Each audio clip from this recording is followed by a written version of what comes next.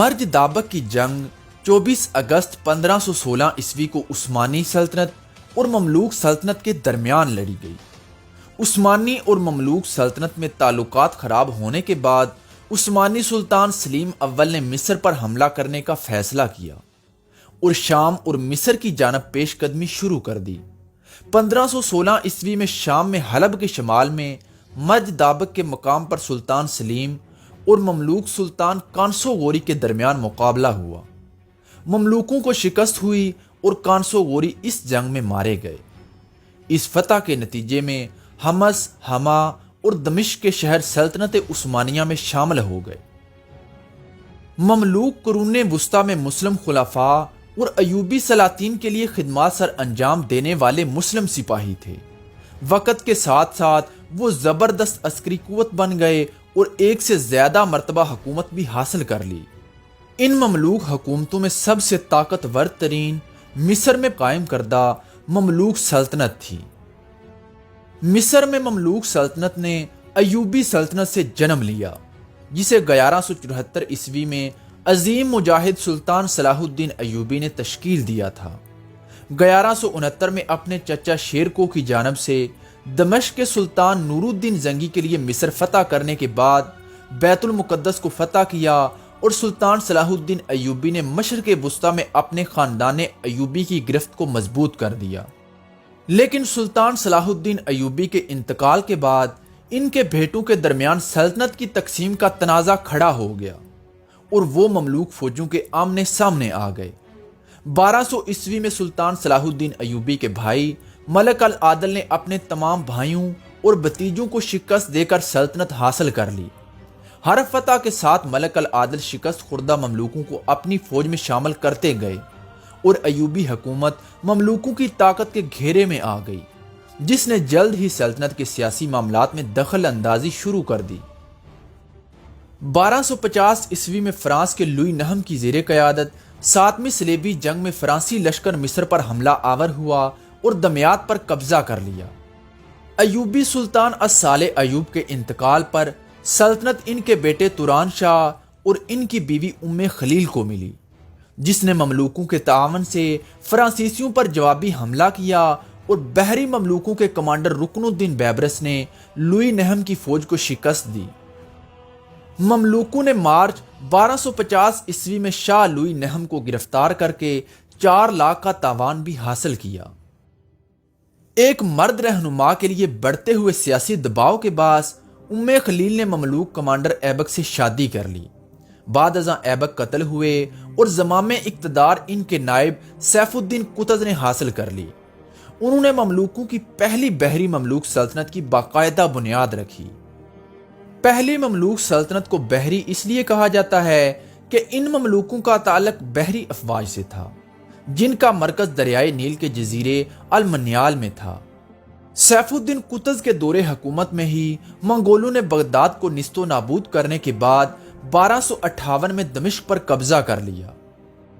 دمشق پر منگولوں کے قبضے کے بعد جب ہلاکو خان نے سیف الدین قطز سے ہتھیار ڈالنے کا مطالبہ کیا تو سیف الدین نے اس کے سفیروں کو قتل کر کے بیبرس کی مدد سے افواجیں روانہ کیں۔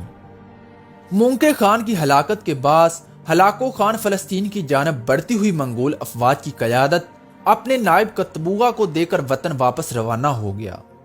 بعد ازاں مملوکوں اور منگولوں کی افواج کے درمیان فلسطین میں عین الجالوت کے مقام پر تاریخی مقابلہ ہوا۔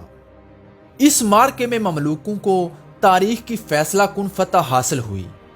اس فتح کی بدولت مصر اور فلسطین منگولوں کے بڑھتے ہوئے طوفان سے بچ گئے۔ جنگ عین الجالوت کو تاریخ کی فیصلہ کن تارین جنگوں میں شمار کیا جاتا ہے۔ یہ شاندار کارنامہ سر انجام دینے کے بعد رکن الدین بیبرس مملوکوں کے نئے سلطان بنے۔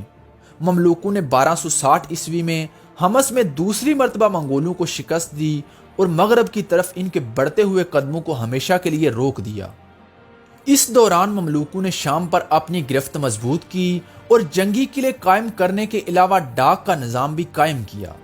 بیبرس کی افواج نے سرزمین فلسطین پر قائم آخری صلیبی ریاست انطاکیہ کو فتح کر کے فلسطین سے عیسائیوں کا ہمیشہ کے لیے خاتمہ کر دیا۔ 1382 عیسوی میں اقتدار برجی مملوکوں نے حاصل کر لیا۔ برجی مملوک قاہرہ میں قلعوں کے برجوں پر تعیناتی کے باعث برجی مملوک کہلاتے تھے، جن کی اکثریت چرکاسیوں پر مبنی تھی۔ سلطنت عثمانیہ کے پہلے سلطان عثمان غازی تھے، جنہوں نے 1299 عیسوی میں سلطنت عثمانیہ کی بنیاد رکھی۔ عثمان غازی اور ان کے بیٹے اورحان غازی نے فتوحات کا سلسلہ شروع کیا اور دیکھتے ہی دیکھتے سلطنت کو شمال سے مغرب تک پھیلا دیا اور 1326 عیسوی میں بورسا پر قبضہ کر لیا، اور پھر بورسا سلطنت عثمانیہ کا دارالحکومت بن گیا۔ اس کے بعد عثمانیوں نے یورپ اور اناطولیہ دونوں طرف میں ہی فتوحات کا وہ سلسلہ شروع کیا جو آنے والے کئی سالوں تک جاری رہا۔ 1399 عیسوی میں عثمانیوں نے یونان کے کئی شہروں پر قبضہ کر لیا۔ کسوو کی جنگ میں فتح حاصل کرنے کے بعد عثمانیوں کو یورپ تک اپنی سلطنت وسیع کرنے کا موقع مل گیا تھا۔ عثمانیوں کی ان فتوحات کو دیکھتے ہوئے ہنگری، فرانس، جرمنی نے اتحاد کر کے عثمانیوں کا راستہ روکنے کی کوشش کی، لیکن ان تمام ممالک کی متحدہ افواجوں کو بھی عثمانیوں کے ہاتھوں شکست کا سامنا کرنا پڑا۔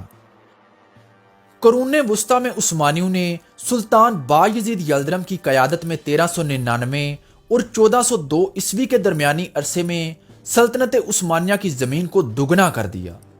اسی وجہ سے سلطان بایزید کو بایزید یلدرم کے نام سے یاد کیا جاتا ہے، لیکن اس کے بعد تیمور کے ہاتھوں بایزید یلدرم کی شکست کے بعد سلطنت عثمانیہ ایک مرتبہ پھر سے کمزور پڑ گئی۔ ایسے مشکل حالات میں محمد اول نے آگے بڑھ کر خانہ جنگی کا خاتمہ کیا اور ایک مرتبہ پھر عثمانیوں کو اپنے قدموں پر کھڑا کر دیا۔ 1430 سے 1450 عیسوی کے درمیانی عرصے میں محمد کے بیٹے مراد دوم نے تمام چھینے ہوئے علاقے بھی عثمانیوں کے لیے فتح کر لیے۔ مراد دوم کے بیٹے محمد فاتح نے صرف 21 سال کی عمر میں قسطنطنیہ کو 1453 میں فتح کر لیا۔ قسطنطنیہ کی فتح نے سلطنت عثمانیہ کی عظیم سلطنت کو اوج ثریا پر پہنچا دیا۔ یہ دور سلطنت عثمانیہ کے عروج کا دور تھا۔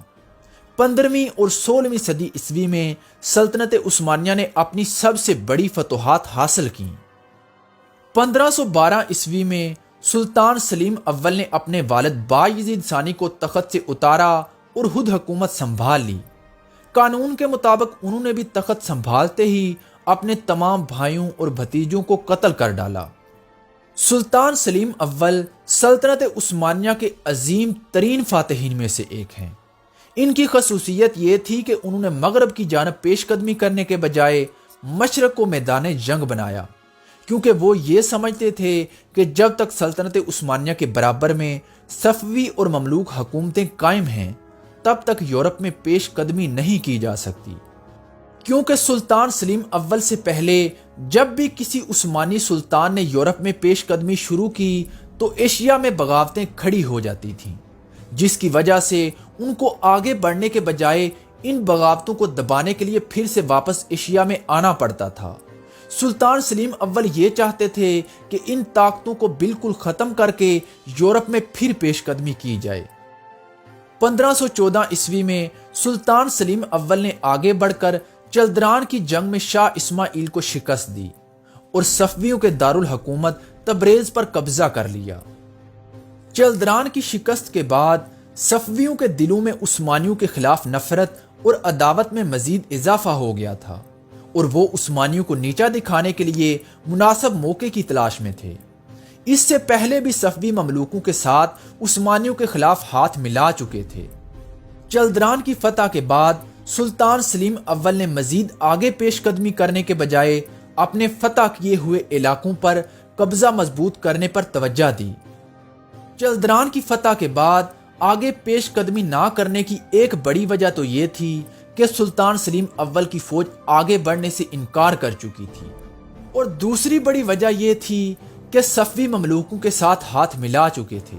اگر سلطان سلیم مزید آگے بڑھتے تو ان کو خطرہ تھا کہ پیچھے سے مملوک ان کے علاقوں پر حملہ کر سکتے ہیں، جس کی وجہ سے سلطان سلیم اول نے آگے بڑھنے کے بجائے پیچھے پلٹنے کو ہی ترجیح دی۔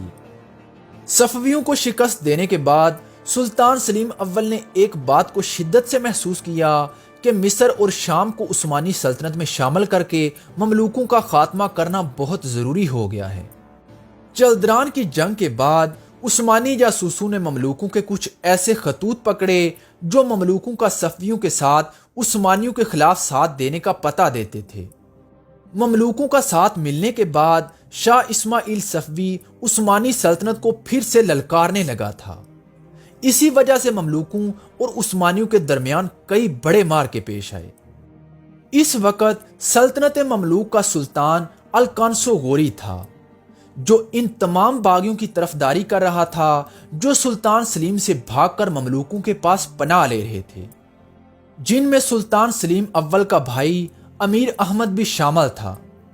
اس کے علاوہ اس خطے میں رہتے ہوئے مملوکوں کے لیے یہ ضروری تھا کہ ان تین حکمت عملیوں میں سے ایک کو اپنائیں، یا تو وہ صفویوں کے خلاف عثمانیوں کا ساتھ دیں، یا پھر عثمانیوں کے خلاف صفوی سلطنت کا ساتھ دیں، یا پھر مملوک سلطنت کے لیے یہ بہتر تھا کہ نہ تو وہ ان دونوں میں سے کسی کا ساتھ دیں اور نہ ہی کسی کے خلاف لڑیں۔ مملوکوں نے عثمانیوں کو یہ یقین دلایا کہ ہم اس جنگ میں غیر جانبدار رہیں گے، لیکن صفویوں کو انہوں نے یقین دلایا کہ ہم عثمانیوں کے خلاف تمہارے ساتھ ہیں۔ مملوک سلطانوں اور امیروں کی عام آدمی کے مقابلے میں شاہانہ طرز زندگی اختیار کرنے اور رعایا پر ظلم ڈھانے کی وجہ سے مصری عوام اپنے حکمرانوں سے نفرت کرنے لگی تھی، جس کے نتیجے میں مصر اور شام کی عوام اور علماء نے مل کر عثمانی سلطان کو مصر اور شام پر حملہ کرنے کی دعوت دی۔ ایک طرف تو مملوک سلطان صفویوں کے طرفدار تھے، جبکہ دوسری طرف عوام عثمانیوں کی طرفدار تھی۔ مملوک امیروں میں سے بھی والی حلب خیر بے اور جان برد غزالی عثمانیوں کے طرفدار تھے اور مملوکوں سے جان چھڑانا چاہتے تھے۔ سلطان سلیم اول نے مصر اور شام کی طرف پیش قدمی کرنے سے پہلے اتمام حجت کے طور پر مملوک سلطان قانصو غوری کی طرف اپنے قاصد روانہ کیے کہ وہ سلطنت عثمانیہ کی اطاعت قبول کر لیں تاکہ دونوں جانب سے خون خرابے کی نوبت ہی نہ آئے۔ لیکن مملوک سلطان قانصو غوری نے سلطان سلیم کے قاصدوں کو قید کر لیا۔ جب سلطان سلیم نے دیکھا کہ اب جنگ کے علاوہ کوئی بھی چارہ نہیں ہے تو وہ اپنی فوجیں لے کر شام کی طرف آگے بڑھنے لگے۔ دوسری طرف مملوک سلطان قانصو غوری بھی اپنی بھاری افواج کے ساتھ اپنے پیچھے تومان بیگ کو قائم مقام سلطان مقرر کر کے عثمانی فوج کے مقابلے کے لیے شام کی طرف آگے بڑھنے لگے۔ 24 اگست 1516 عیسوی میں حلب کے شمال میں واقع مرج دابق کے مقام پر دونوں افواج کا آمنا سامنا ہوا۔ مورخین میں ان دونوں فوجوں کی تعداد کو لے کر اختلاف پایا جاتا ہے۔ اکثر مورخین کے اندازے کے مطابق قانصو غوری کی فوج میں 20 سے 50 ہزار تک سپاہی تھے، جبکہ سلطان سلیم کی فوج میں 30 سے 60 ہزار تک کی نفری شامل تھی۔ مملوکوں کی گھڑ سوار فوج کافی ترتیب یافتہ تھی، لیکن ان کے پاس کسی قسم کا بھی جدید اسلحہ موجود نہ تھا، جبکہ ان کے مقابلے میں عثمانی فوج جدید ہتھیاروں سے لیس تھی، جن میں جدید قسم کی توپیں اور بندوقیں موجود تھیں۔ مملوک ان نئے ہتھیاروں کا استعمال کرنا اپنے لیے توہین سمجھتے تھے۔ وہ سمجھتے تھے کہ اصل بہادری تو یہ ہے کہ نیزوں اور تلواروں سے لڑا جائے۔ یہی وجہ تھی کہ جب فرانسیسیوں نے مملوک سلطانوں کو بندوقوں اور توپوں کی پیشکش کی تو مملوکوں نے اسے ٹھکرا دیا۔ مملوک سلطانوں کا یہی فیصلہ مملوک سلطنت کے خاتمے کا سبب بنا۔ بہرحال جب عثمانی اور مملوک فوجیں آمنے سامنے ہوئیں تو سلطان قانصو غوری نے اپنے لشکر کو 3 حصوں میں تقسیم کیا۔ مملوک لشکر کے قلب کی قیادت سلطان قانصو غوری نے اپنے پاس رکھی، جبکہ دائیں حصے کی قیادت انہوں نے دمشق کے گورنر کو دی اور بائیں حصے کی قیادت انہوں نے حلب کے گورنر کو دی۔ حلب کا گورنر وہی خیر بے ہے جس نے عثمانیوں کو شام اور مصر پر حملے کی دعوت دی تھی۔ دوسری طرف عثمانی فوج کے قلب کی قیادت سلطان سلیم اول خود کر رہے تھے، جبکہ ایک حصے کی قیادت سنان پاشا اور دوسرے حصے کی قیادت محمد پاشا کر رہے تھے۔ جنگ کی شروعات مملوکوں کی طرف سے ہوئی۔ مملوک فوج نے عثمانی فوج پر حملہ کر کے ان کو تہس نہس کر دیا اور عثمانی فوج پیچھے ہٹنے لگی۔ عثمانی فوج پیچھے ہٹتے ہٹتے اس مقام پر پہنچ گئی کہ مملوک فوج بالکل توپوں کے نشانے پر تھی۔ جیسے ہی مملوک فوج توپوں کے نشانے پر آئی تو عثمانی نے توپوں کے منہ کھول دیے، جس کی وجہ سے بہت سارے مملوک سپاہی توپوں کا نشانہ بن گئے۔ مملوک فوج کا ایک بہت بڑا حصہ کمک کے طور پر پیچھے رکھا گیا تھا، لیکن جب مملوک فوج کو کمک کی ضرورت پڑی تو اس دستے میں یہ افواہ پھیلا دی گئی کہ سلطان کانسو غوری نے یہ حکم دیا ہے کہ یہ دستہ جنگ سے گریز کرے، اور جو دستے پہلے سے جنگ میں موجود ہیں ان کو اپنی بہادری دکھانے کا موقع دے۔ اس کے ساتھ ہی مملوک فوج کا وہ حصہ جس کی قیادت خیر بے کا رہا تھا، اس نے اپنی زیر قیادت تمام فوج کو پیچھے ہٹنے کا حکم دے دیا۔ سلطان کانسو غوری نے اپنی بچی ہوئی فوج کے ساتھ عثمانیوں کا مقابلہ کرنے کی کوشش کی، لیکن وہ عثمانی فوج کے گھیرے میں آ گئے۔ مملوکوں کی پیادہ اور تازہ دم وہ فوج جس نے ابھی تک جنگ میں حصہ ہی نہیں لیا تھا، خیر بے نے اس کو بھی پیچھے بھاگنے کا حکم دے دیا اور کہا کہ ہم جنگ ہار چکے ہیں، جس کی وجہ سے مملوکوں نے راہ فرار اختیار کر لی، اور اس طرح اس جنگ میں عثمانیوں کو فتح حاصل ہوئی اور مملوکوں کو شکست کا منہ دیکھنا پڑا۔ اس جنگ میں سلطان کانسو غوری بھی اپنی جان سے ہاتھ دھو بیٹھے۔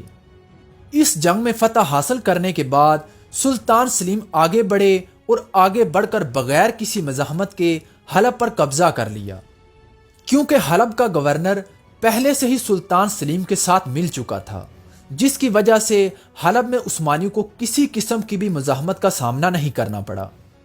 اس جنگ کے ساتھ ہی مملوکوں کا زوال شروع ہو گیا تھا اور بہت ہی تھوڑے عرصے میں عثمانیوں نے مصر پر بھی قبضہ کر لیا، اور اس کے بعد عثمانیوں نے مکہ اور مدینہ کو بھی اپنی قلمرو میں شامل کر لیا۔